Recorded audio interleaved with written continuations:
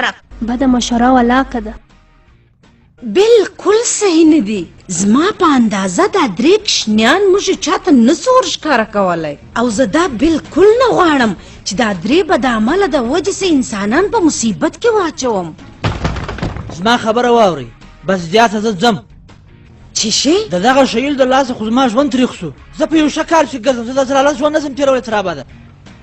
لکن ته به چیرې ځې؟ تی ولاکه زما د غمه مړه سئ، تی ولاکه زما په کیسه کې یاست. هغه ما زه وینر بډیه ناګوه یم چې له تۍ څه زه لار وړم. پر ما ولاکه روزي ودرېدله. زمونږ د هغې په کلي کې منجاره یم، خپل منجارېتوب به کوم. هلته چې ما ویره نه کې. چوپ سئ، تاسو ټوله چوپ سئ. یو منټ تاسو زما خبره واورئ. هغه 3 کوچنیان زما دفتر له راواستوئ. ډېره بخښې دې وي، یو ورځ موږ مخکې رالو، موږ نور انتظار نسو کولی کوچنیان راښکاره. داسې هېڅ کیسه نه ده. ښه څه چې تاسو وختي رالاست. زموږ سره 3 ډېرې شریفه کوچنیان را سره دي، ډېر هوښیاران هم دي. 3 موږ خو اورېدلي وه چې دلته ډېر کوچنیان دي. له موږ څخه 3 هلکان دي. اوس به زه در راوغواړم. هلکانو ته د خپل مخان ښکاره کړي، مور پلار مې راغلي دي. راورسېدلاست، په کومه لاره راله؟ سړی خو مه سئ، درځو.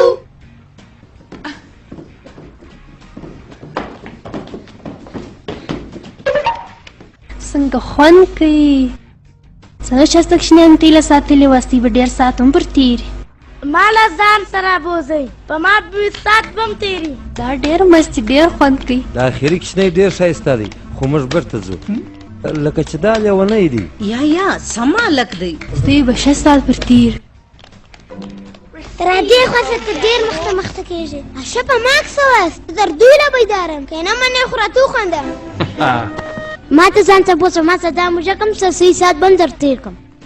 دا 3 ډېره انتیکه کوچنیان دي. زما ګیلاس ختم شو، ما ته یو ګیلاس شیدې راکړه.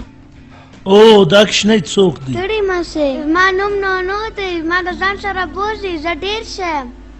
او والله څنګه ښه خوند کوي. تاسو خو ویل چې دلته 3 کوچنیان دي.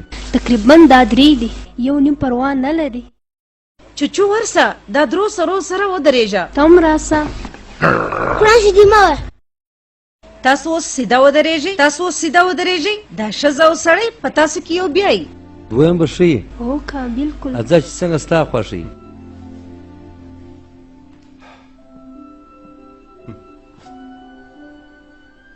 څنګه ګونګري ویښتان یې دي؟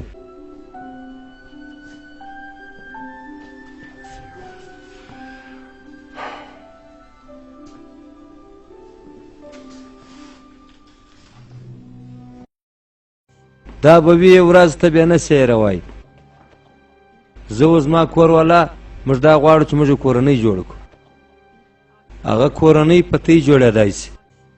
ډېر ښایسته ماشوم دی، خو موږ دغه هلک بیا یو. ګرانه زموږ به د زړه ارمان پوره شي. تی زما مور پلار یاست. ډېره مننه. زما به تی دواړه ډېر یادېږئ. تی دواړه خپل د ځان به ډېر خیال ساتئ چې زړه وانه چوئ. په مخه دې ښه شه، کله کله به راځې دلته.